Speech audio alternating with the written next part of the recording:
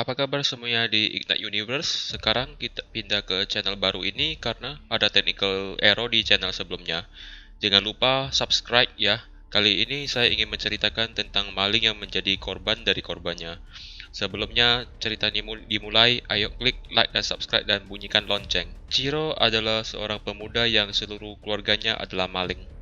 Dia menemukan sebuah mobil yang bagus dan hanya dalam beberapa menit dia sudah berhasil masuk dan membongkar.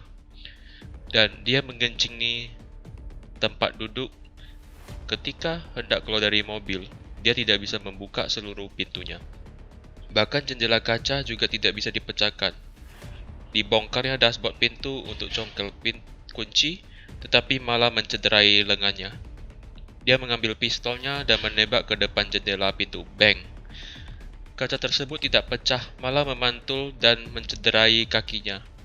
Seorang wanita menghampiri untuk mengoles lipstik.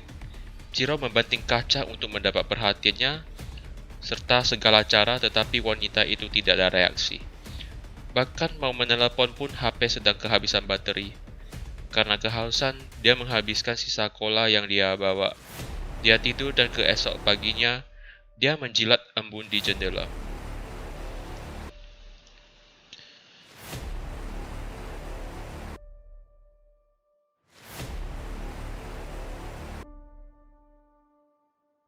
Chiro mencoba memasang kembali radio ke mobil, dan radio tersebut bisa aktif dengan baik. Dan sebuah panggilan telepon masuk. Sebuah suara pria yang mengenalkan dirinya sebagai pemilik mobil dan bernama Daddy. Sekarang sudah 29 kali mobilnya kemalingan. Karena sudah gerah, dia menghabiskan uang untuk modif mobil ini menjadi anti peluru dan kedap suara. Bagaimana kamu teriak pun tidak berguna. Salah satu kelemahan mobil ini adalah tangki minyak, tetapi sangat berbahaya karena percikan bisa meledakkan mobil ini. Daddy mulai curhat bahwa dulunya kota ini penuh dengan orang baik, barang tertinggal tidak diambil dan semuanya aman, berbeda dengan sekarang yang penuh dengan kejahatan dan ketidakadanya aturan. Chiro tidak peduli apa yang diobrolin dan mulai mengancam. Tiba-tiba telepon menjadi mati dan AC hidup sendiri. Chiro merasa nyaman tetapi suhu AC semakin ke bawah dan sangat dingin. Chiro terpaksa menutup lubang-lubang AC tersebut.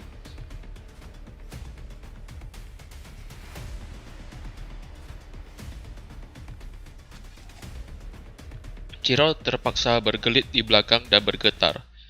Sorenya, AC sudah ditutup dan sebuah mobil patroli berhenti. Seorang polisi menulis denda parkir sembarangan, tetapi polisi tersebut tidak sadar ada Chiro. Dan 1 hari terlewat. Daddy menelepon dan meminta nama lengkap dan nomor identitas Chiro, dan sebagai gantinya dia akan memberikan minuman. Chiro ikut saja dan mendapat petunjuk mengambil minuman.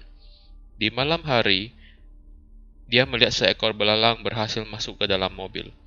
Belalang tersebut menjadi pendamping Chiro beberapa hari ini. Keesok harinya, Chiro mencoba menggunakan besi untuk menghajar pintu sampai kecapean dan tertidur.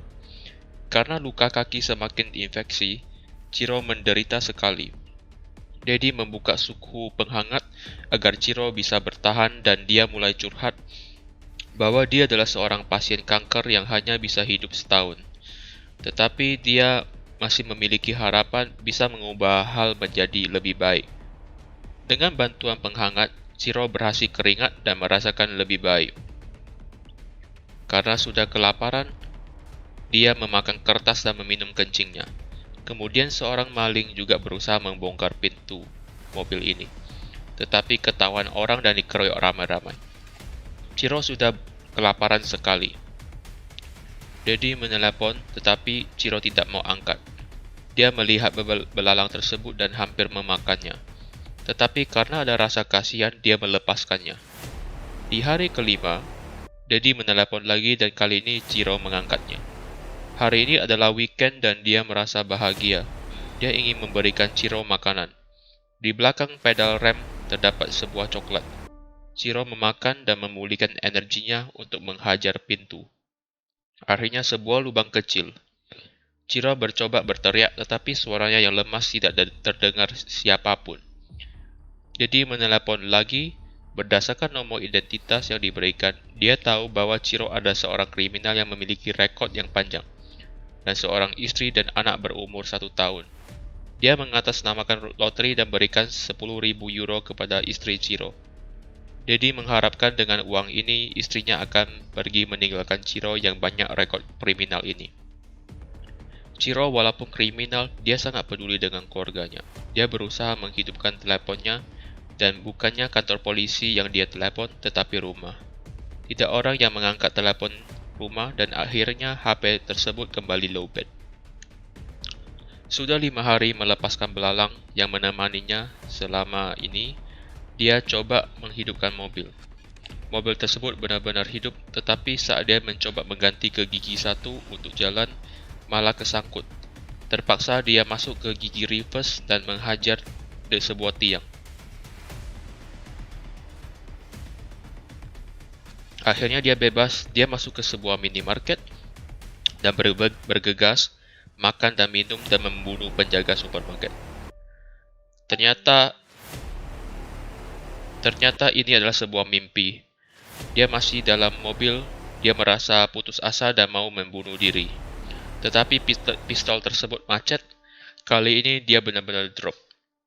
Telepon berbunyi lagi dan Dedi berdiri di depan mobil dan membuka pintu serta menyemprot sesuatu karena isi dalam mobil sangat bau. Dia duduk di samping Ciro dan mulai bercerita. Ciro ingin melawan tetapi dalam keadaan lemas. Ketika telepon Dedi berbunyi, Ciro yang melihat Dedi tidak alert segera mengambil pistolnya dan menembak ke arahnya. Dia menggulingkan dirinya keluar mobil dan merangkak. Dedi tidak apa-apa. Dia menahan Ciro dan membawanya ke mobil. Seorang polisi melihat kejadian itu, tetapi Ciro meminta polisi itu untuk pergi. Tidak lama kemudian, polisi lainnya, media, dan seorang tukang negosiator datang. Negosiator itu meminta Dedi untuk melepaskan Ciro, tetapi Dedi tidak mau. Dedi berteriak bahwa polisi tidak berguna. Kriminal yang ditangkap hanya ditahan beberapa hari, kemudian dilepaskan dan hidup bebas. Oleh sebab itu, kriminalitas semakin banyak dan Dedi berteriak meminta voting kepada massa. Dan massa terbawa suasana dan setuju dengan Dedi. Negosiator mengatakan membunuh Ciro tidak mengubah apapun. Orang lain hanya mengingat bahwa Dedi dari korban menjadi pelaku kriminal saja. Mendengar hal itu, Dedi merasa suatu kekecewaan. Dia melepaskan Ciro dan tidak menyerah dan masuk ke dalam mobil dan diikuti sebuah ledakan. Ini adalah pilihan, walaupun di detik-detik terakhir kehidupan, dia memilih menggunakan nyawanya untuk mensadarkan orang lain. Bagaimana cerita ini? Saya harap kamu pada suka dan jangan lupa untuk follow IG saya dan cerita-cerita yang menarik lainnya. Terima kasih.